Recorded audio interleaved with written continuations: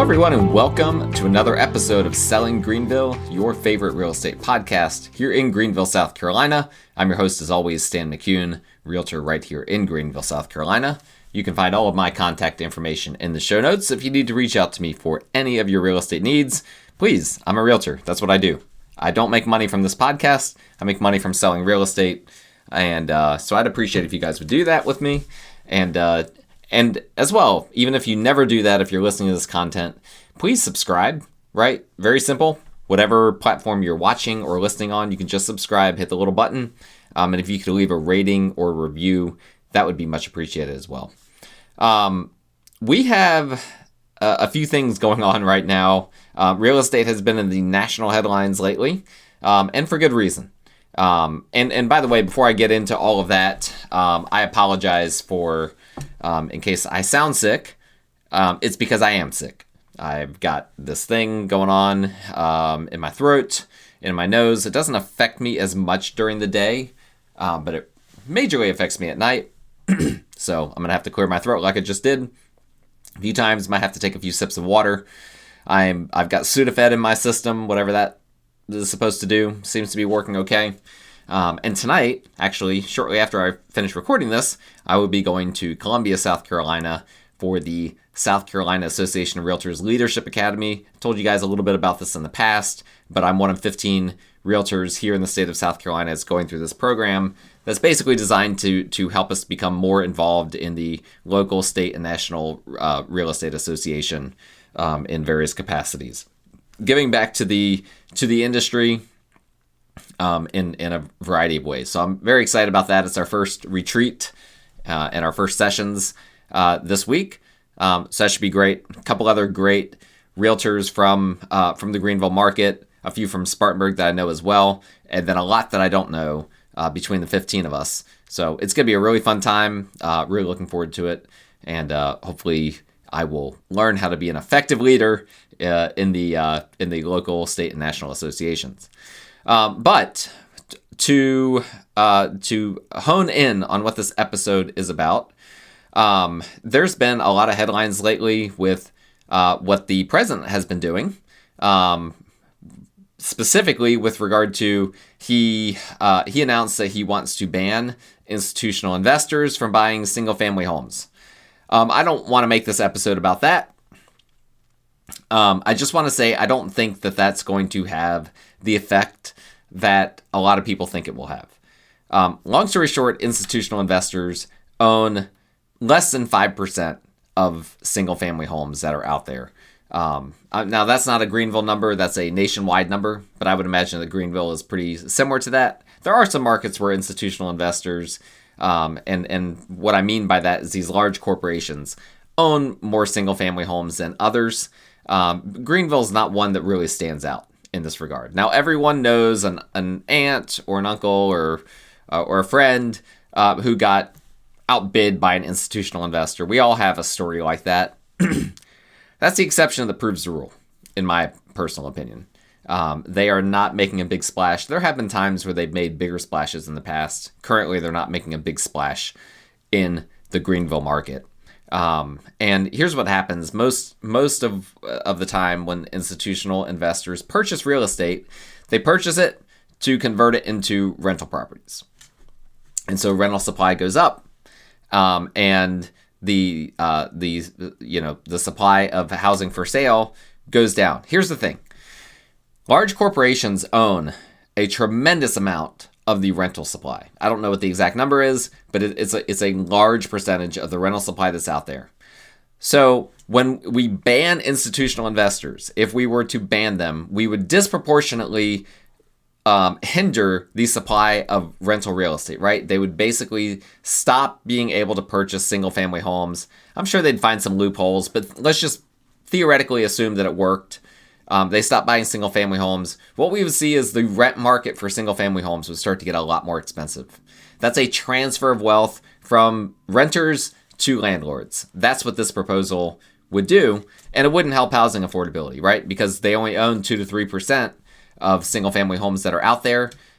If you add 2 to 3% of single-family homes to inventory, it doesn't change a whole lot, right? That's not going to move the market. I mean, we've seen inventory go up, by various metrics here in Greenville, 400 to 500% the past few years. And that has had an impact. Prices are still going up. So if it's gone up 400 to 500% the past few years, what's another 2 to 3% going to do? It's not going to do anything. This is a populist proposal. Not a fan of it. I understand that most people are going to disagree with me. I put it on social media. Most people did disagree with me. And that's, to me, fundamentally a misunderstanding of how the economics of all of this works. And that's what populism is, right? Populism is basically catering to talking points and to ideas that people that aren't actually in the game of analyzing these ideas think is a good idea. I don't know that I worded that right, but basically populism. Let me say it this way: it's when you get non-experts' opinions on something, and then basically craft policy according to that opinion versus what the experts say you should do, which is usually a boring thing. It's a lot more exciting to say, oh yeah, we're going to ban institutional investors. That sounds awesome. But when all the experts are saying, and they all are, that this isn't going to help, then that's why it's a populist proposal. Now, additionally, we had crazy Sunday night. Fed Chair Jerome Powell released a 2-minute speech basically condemning the Trump administration because of a lawsuit or multiple lawsuits that are being brought against him, against the Federal Reserve, with regard to the renovation project and other things that they're doing over at the actual Federal Reserve building. He basically said that Trump is doing this for political motives, that he wants lower mortgage rates, lower interest rates, and that he's not going to back down to the president. I don't know what to make of that. I don't think that Powell, his legacy is going to be mixed. I don't think he's done everything perfectly. I also don't think he's been the worst Fed chair that we could have had. And the reality is that Trump has put a lot of political pressure on him and has made no mistakes about that. Now, are these subpoenas and whatnot that the Department of Justice is doing, is Trump directing them to do that? Maybe not directly. Indirectly, maybe. Again, I'm not a fly on the wall. It would be surprising if Trump's not involved in some way because he's been so critical of Powell and even went to that renovation project and criticized him more about how much they went over budget. So it does seem like this is connected in some way to the president's campaign against Powell, but really, really unprecedented for the Fed chair to call out the president in such a brash way, and particularly odd for Powell to do this. He does not tend to relish the spotlight, and some people are already speculating that even though his term as chair is over this year, oftentimes at that point people would leave the Fed altogether because they can make more money if they're not operating as a Fed president or governor. But some people are now speculating that he might dig his heels in and he might stay on. He can stay on for another couple of years as one of the voting members of the Federal Reserve, even if he's not the Fed chair, which would hurt the president, right? Donald Trump, he wants the Federal Reserve to be a low rate Federal Reserve. He doesn't think that they are currently there, that the current Fed funds rate is too high. He wants it to be lower. And maybe Powell just decides, you know what, I'm going to stay on because maybe he's petty. Maybe he just wants to stick it back to Trump. I don't get the impression that that's the case, but that would certainly be something that people would assume. But he may also just feel like this is my obligation to the American people, is I don't think that rates should be higher and I need to be in there in order to be a dissenting voice from anyone that disagrees and thinks that rates should be lower. So that's very interesting as well. But out of all of these things, the thing that is the most impactful in the short term is that Trump announced that Fannie and Freddie would be Fannie Mae, Freddie Mac would be purchasing $200 billion worth of mortgage-backed securities. And this was announced, I believe, on Friday. And immediately investors started repositioning assets with regard to bonds and mortgage-backed securities, and we immediately had an instant result on mortgage rates. The result is that mortgage rates actually did very, very briefly go into the fives, at least according to Mortgage News Daily and their aggregate mortgage rate. It went down to 5.99 before it got repriced, and then went a hair above 6. Yesterday, at the end of the day, I'm recording this on January 13th. On January 12th, it ended at 6.01. Today, it's at 6.07%. These are all numbers that are lower than we've seen in several years, almost 3 years. And that's, again, if you're a real estate buyer or seller, that is a good thing, right? That really, we need one of two things to happen when it comes to mortgage rates. And ideally, a combination of both. We either need them to come down to help with affordability issues, or we just need them to stay kind of constant and not be so volatile. There's been so much volatility, right?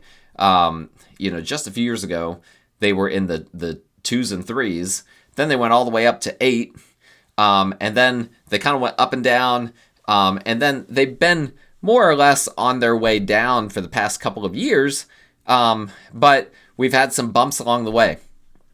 If we can stay in this environment where they remain in the low 6s for just a period of time, and we don't see crazy volatility, that would really be helpful for the market as a whole, because that would help people to have the confidence of like, okay, this is it. Like, these are the lowest rates we've had in a few years.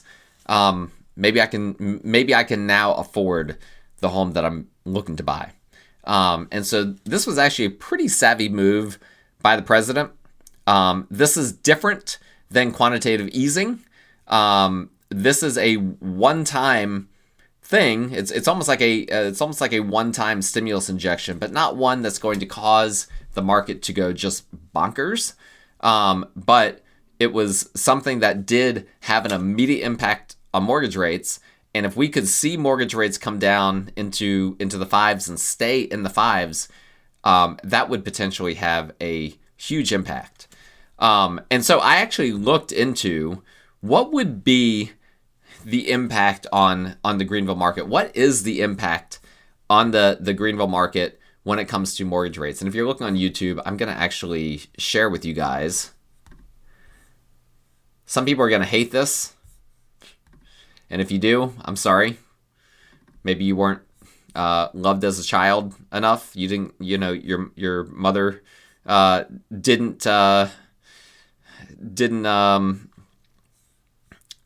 show you love, didn't hug you enough, or whatever. But this is ChatGPT. You can enjoy looking at all my different searches and different things. I'm just gonna put it all out there. You guys can draw your own conclusions from my searches, whatever, I don't care. But I use ChatGPT to analyze a bunch of data and to produce a nice chart that isn't perfect, but is going to show us some things that's helpful. So here is if you're looking at this, you've got red is the number of closings in the Greenville market, yellow is the median price, blue is the average 30-year fixed rate mortgage per Mortgage News Daily, and green is month supply of inventory, okay? So if we're looking at blue, 30-year fixed rate mortgage, you see this goes back all the way back to 2012. So this is 2018. They topped out, and again, the numbers on here are not going to, don't pay attention to the numbers. ChatGPT had to smooth things out and create a baseline. But in 2018, the mortgage rates topped out around 5%. And so we had a very interesting dynamic happening there where it was like, okay, mortgage rates started to go up and then they started to come back down. And then you guys know the story. 2020, they went way, way, way low. And then in 2021, they started, in particular 2022, they started to go back up. Now, here's what I'm looking at here is that we see, basically yellow here, price appreciation, pretty moderate, right? And then around this time, 2020, you start to see a very, very, a much more vertical ascent for the median prices. That's the appreciation that we saw in the market. That's where things went insane for a few years there. And that directly correlates with mortgage rates going down. Mortgage rates went down, way, way down. Prices started to go way up. And for a time, also, supply of inventory went up, but month supply went down. So there was a lot more demand coming into the market than supply. Now, here's where things start to get interesting. In May of 2022 is when we started to see the median prices start to even out. And so we have seen appreciation over the course of these years, but it's been very, very mild in comparison to what we saw in 2020 through 2022, and even prior to that. We've not seen a ton of appreciation. Again, directly related to rates. So what happened specifically in May of 2022? Rates hit 5%. Okay? And so, which is the exact number that we saw in 2018 was the top. And look at what happened in terms of the next several months in 2018. Prices kind of flatlined during that period of time as well. And so here is a new thesis that I'm coming up with looking at all this data, is that for the Greenville market, the 5% mortgage rate is the number that we are looking for. And again, if you're seeing this on ChatGPT, the numbers that are all in here don't apply. Those are just smoothed out numbers for the purposes of that chart. But the 5% mortgage rate seems to be either an affordability issue or a mental hang-up or something specifically in this Greenville market that causes things to really slow down. Okay? And so that is, and it's very convenient round number that we can look for to say, okay, if we can get back into the fours, we're probably going to see the market start to take off and start to flip back to a seller's market. Now, here's the thing that we don't really know, and that is how will our market here in Greenville change coming from high rates down to, let's say that we came down to 5.5%, but we didn't come down all the way to 5%.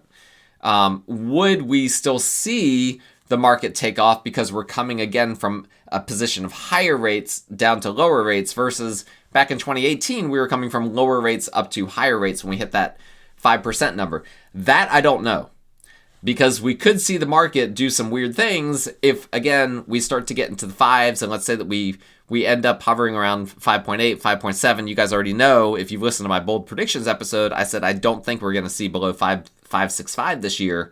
So what if we end up kind of stalling out around 5.7, 5.8, something like that? Would it still result in the market kind of taking off because we just have that 5 handle in front of those 30-year fixed rate mortgages? I don't know. There's more questions than answers when it comes to all of this. All that I know is that we have at least 2 data points here and plenty of other data that points to it that says that the 5% mark is a mark that hurts our local market here, that we need to see rates in the 4% range. And again, these things, I always have to say, these things cut both ways, right? Some people are benefiting from the market being the way it is right now, from the market being a little bit more buyer friendly. However, it's more buyer friendly at the expense of mortgage rates being higher. So is that really buyer friendly? Really, the ideal scenario would be that we wouldn't have things just take off like they did in 2020, that we could have more of that stable. 2018 was comfortable. 2018, if we had a market like what it was in 2018, sellers were pretty happy, buyers were pretty happy. Like, nobody was really complaining. Everyone's complaining right now. Everyone's feeling the squeeze. It's tough. It's a difficult time to buy. It's a difficult time to sell. This is not the most pleasant market to be a realtor in, quite frankly. And so I don't know what exactly that, there's never going to be a perfect number, but what would be that number whereby we would not feel like the market is swinging this way or swinging that way or going through all this drama. I don't know what that number is. But right now, as a direct result of the announcement regarding Fannie and Freddie buying $2 billion of $200 billion rather of mortgage-backed securities, we saw rates come down from about the 6.2 range down into the low sixes. That's a meaningful drop, right? That's, basically a fifth of a percentage point. I saw a lot of people put that in context. It's a big deal. Okay. That is a big deal for the market, and we'll have to see how it affects, going into the spring season, because here's what happens. Usually the end of this month, the end of January is when we really, really start to see things start to pick up. My phone starts ringing. Past clients come out of the woodwork. New clients come out of the woodwork. In fact, I'm already starting to see it. It's great. It's exciting. It might even get more exciting if we see that 5-handle return for 30-year fixed rate mortgages. Long story short, the president is going to be looking at housing this year. This is very clearly a midterm year kind of thing, right? I called it populism. It is populism. The president wants to do things that people will hear in the news and that they'll say, that affects me in a positive way. He's going to start doing some of these things. And again, we've got a new Fed chair coming sooner than later. I think it's this spring that Powell's term runs out, that Trump will replace him. And then that's going to result most likely in Fed funds rate coming down. Now, if you guys listen to the show, that does not directly affect mortgage rates. The bond market is what directly affects mortgage rates. So bond traders have to agree with the Federal Reserve, and what the Federal Reserve is doing, there's this little slow dance that the Fed does and that traders do. And if traders don't like the solvency of the United States and the Federal Reserve and all of that, they might go in a different direction. We might see the 10-year yield, which is a major factor when it comes to mortgage rates, the main factor, we might see it actually go up. Here's the 10-year yield today. Pull this up for you guys real quick. 10-year yield as of this moment is 4.169, which is higher than it has been. We've had a few prints in recent months that have even gone down below 4. We had that 3.99 print towards the end of November. We had a 3.95 print towards the end of October, and then they've come back up into the low 4s. I think that we're going to need to see some meaningful deterioration in the labor market to see these come down into the 3s and stay down into the 3s.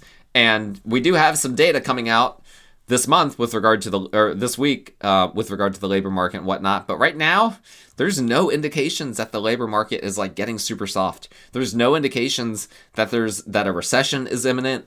And so we may end up seeing the 10-year yield kind of hovering in this low 4 range for the foreseeable future. And if that happens, the only thing that can cause mortgage rates to come down is if the mortgage spread, as we call it, between the 10-year yield, the 30-year fixed rate mortgage, if that tightens up, and it has been tightening up substantially. And this announcement that Trump made about Fannie and Freddie caused that to happen even more. Now it's getting to be pretty close to historical norms right now. So I don't want to say it's going to come down much further, because if it does come down much further, it'll be against recent history. But it could come down a little bit if bond traders feel better about the economy. So it's very interesting, right? Because if the economic numbers come in really good, we might see the 10-year yield actually go up, but we could see the spread between the 10-year yield and 30-year fixed rate mortgage go down.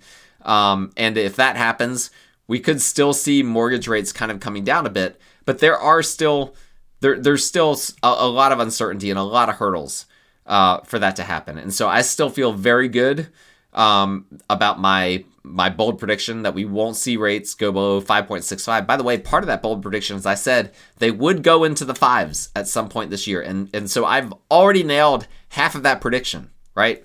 We're not even 2 weeks into the new year. I've already nailed one of my bold predictions. But the latter half of that they won't go below 565, there's still more or less a whole year left for me to be proven wrong. And quite frankly, I think I would like to be proven wrong about that. I'd like to see what does the market look like if rates are at 5.5. Now, what I don't want to happen is for rates to go down to 5.5, ruin my prediction, and then immediately bounce back up to 5.8. And then, just stay at 5.8 for the rest of the year. That'd be lousy, right? For me as a content creator, and with all the time that I put into analyzing all these numbers, that would be annoying. Sometimes you can get a one-off like that if traders do something unpredictable. But I personally don't see that happening, at least with the current state of things. But there is a whole lot more that could happen. And again, as I've already said, it's a midterm year. Elections are happening this year, some very important elections. And this is going to directly impact all of these things. We don't know exactly what it's going to do. But in Greenville, what we are looking for is what the breaking point, the historical breaking point is 5% on the 30-year fixed rate mortgage. We'll have to see if we hit it. We'll have to see if there's a new breaking point that forms this year. Maybe it is 5.75 or 5.5 or 5.25. Again, a lot of the old norms are no longer norms. And so we have to track all of that. And you guys are listening to this, you'll be the first ones to know, because I'm going to tell you guys you don't get this content anywhere else, right? Specific to the Greenville market. And I love producing this kind of content. I love analyze. I wish I could have done a little bit more analysis on all of those numbers in that chart I created. Quite frankly, it was hard to do. It was not the easiest thing to analyze because these patterns are so micro. And it's a lot easier to analyze macro patterns. But a lot of these are just little micro patterns that you have to analyze. But I feel pretty good about what I did reveal to you guys. ChatGPT actually did a whole lot more analysis and had some very interesting ideas. Maybe at some point I'll go back and just see what it thinks, if some of those ideas were accurate. I didn't feel like it was interesting enough or earth-shattering enough to propose to you guys today. But there are some details in some of that data that is interesting. But I think the most important thing is that historically we've seen the market flip when rates are either going above or below 5%. I think it's safe to say that would happen again if we had that happen this year or next year. So thank you guys so much for listening. That's all for today's episode. Please like, rate, review, subscribe. Please use me as your realtor, and my contact information is in the show notes if you want to do so. And we will talk again next time.